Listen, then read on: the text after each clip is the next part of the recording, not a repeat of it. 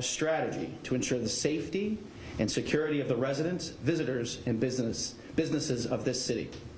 We have vetted this plan with the City Council and have their full support.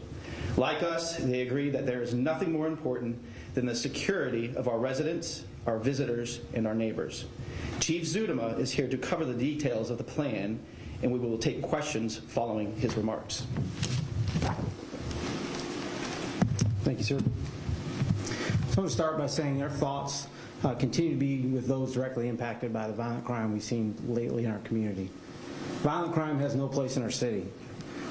We see it, what we are seeing is an utter lack of regard for human life. This is not acceptable.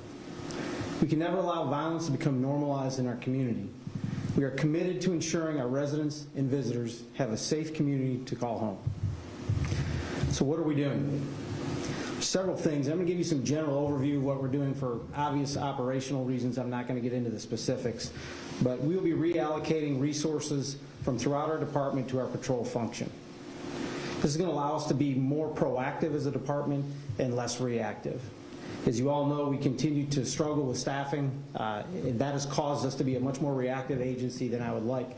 So to put these resources towards our patrol function will allow us to be much more proactive. Community will see more officers in uniform, which we think is a good thing.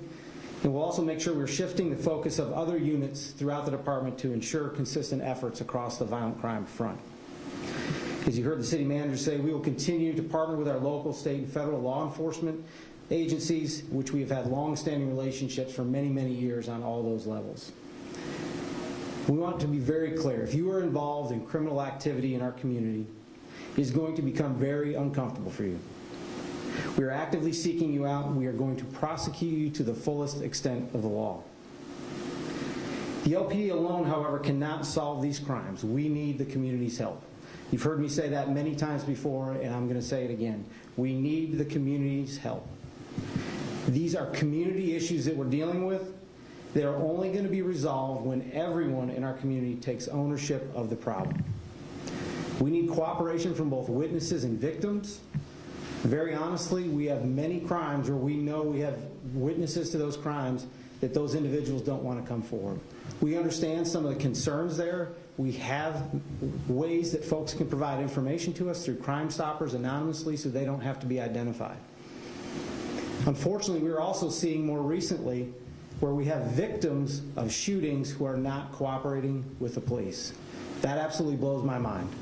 We've got to get folks who are victims of crimes to be willing to come forward and share information so that we can solve those crimes and hold those people responsible. We want individuals in our community, almost every community now you will see door cameras, ring cameras, whatever they may be. We want folks to be actively checking those when crime takes place in their community. You'd be surprised a lot of times that may capture just the smallest piece of evidence that helps our detectives solve these crimes. And these are like puzzles we're trying to put together, and sometimes we're just missing that one piece. We also need our citizens to lock your cars. I can't say that any more clearly. Lock your vehicles. We've seen a significant increase in stolen vehicles in our community. And what is happening in many cases is a lot of the folks that are involved in violent crime in our community are stealing these vehicles to go perpetrate violent crime and then ditching them and then stealing other vehicles to further perpetrate other crimes. We also need folks to remove guns from your vehicles. Don't leave them in there. We're seeing a significant number of firearms stolen in our community. A lot of them are stolen from cars. So every about 2 days in our community, we see a gun stolen somewhere in our community. Every 5 days in our community, a gun is stolen from a vehicle. So we need folks to be responsible gun owners and lock your vehicles and take your guns out of those vehicles. Don't leave them in there. We need parents to keep track of your children. Unfortunately, a lot of this crime we are seeing, we have both suspects and victims that are juveniles. We want those family members of any of these juveniles to come forward if you think one of your loved ones is either involved in these crimes or in danger. A lot of times I think what happens is folks think they're protecting their loved ones who are juveniles or adults by not coming forward. In reality, you may actually be doing just the opposite. You may be putting that individual's life in danger. And last, from our community, you've heard me say this before too, we need your help in recruiting officers. We need you to reach out through your networks to find young men and young women who you would feel comfortable coming to your house at 2 o'clock in the morning when you were in trouble, obviously with the right training that we will provide them. At this time, I'd be more than happy to answer any questions you may have. Can you share whether any of these shootings are related? There have been at least 9 notes since October 30th. Yeah, that's something we're looking into right now. We can't definitively state that any one of them is related to another, but especially the other day when we get shootings that are very close proximity to one another, there's a good chance it could be. We can't just definitively say right at this point whether they are or not. Okay, and I apologize. Mia Nelson with ABC 13. I know y'all wanted us to state that. Another question for you. Can you share whether any of these are gang-related? So again, something we're looking into. We're not at a point yet where we can definitively state they're gang-related, but I will tell you, generally speaking, in our community and communities across this country, gangs usually are connected to guns and drugs, and violence usually falls right behind all those things. So there's a possibility that certainly these are. We aren't ready to say that yet. That's something our detectives look into any time that we have any type of crime of violence or gun-involved crime. Chief Bryson-Gordon with the News in Advance. I know a lot of these. Sorry, come back to that. Sorry. Okay. Hey, Chief. Will Thomas with WDPJ 7. I know you were saying that you guys utilize your state, federal resources. Can you talk to us about what that looks like and also what could happen with helping out with solving these shootings? Certainly.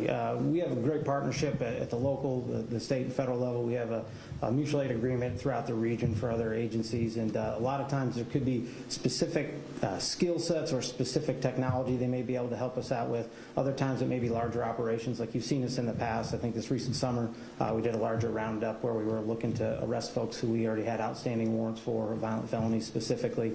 We brought in everyone from the ATF to the DEA, U.S. Marshals, the FBI, state police, and a variety of others. We also have several of our department members who are either full-time or part-time task force officers with all of those agencies, I think, other than the state police that I just mentioned. So we're going to continue. I won't speak specifics again as to what exactly we're going to do, but certainly we'll be partnering with those folks to kind of leverage their resources to make sure that we are being as efficient as we can to address the crime that's taking place in our community. Chief, Ron Haskins, WFXR TV. I know it's, when this happens, a lot of lockdowns of schools happens. There's a big disruption of the day. I mean, some buses go out. This latest one, I've seen the bus go out like 5 o'clock to drop kids home. It's got to be disturbing that it disrupts the classrooms. It certainly is, and obviously we're going to always err on the side of caution.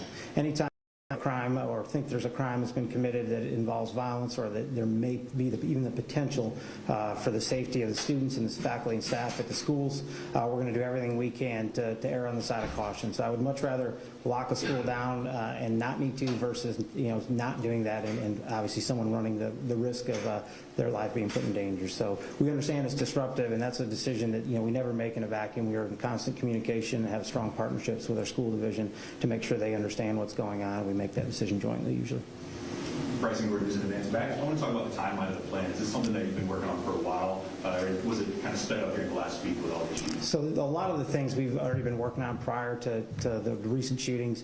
We've already, in some cases, reallocated some of our resources from some units to our patrol function. Part of that was due to the nature of the staffing levels we have. We've got a responsibility, obviously, to ensure when folks call 911 for life-threatening issues that we have the resources there to respond to them. But we are re-looking at that to see where else we can pull some of those resources from and try and address. And then there's other things that have been in the works prior to this. There's actually some things that have taken place that we quite honestly can't share yet that at the appropriate time we'll be able to share. But we are making some successes, right? We've had things like you just saw, I believe, yesterday, Keon Petty, 18-year-old young man who's just convicted of crimes he committed when he was 17 years old involving a bunch of armed robberies, involving guns, gang affiliations, and things like that. So that's a constant work in progress. We work very much hand in hand with our Commonwealth Attorney's Office to ensure we provide the strongest case possible to get a successful prosecution. Carney Trick with WSLS. I spoke with some residents yesterday, and I'll just say a lot of them are very scared about, especially within this past week, all the shootings that have been happening. What do you say to the people that are worried to go out downtown, to go out to a restaurant?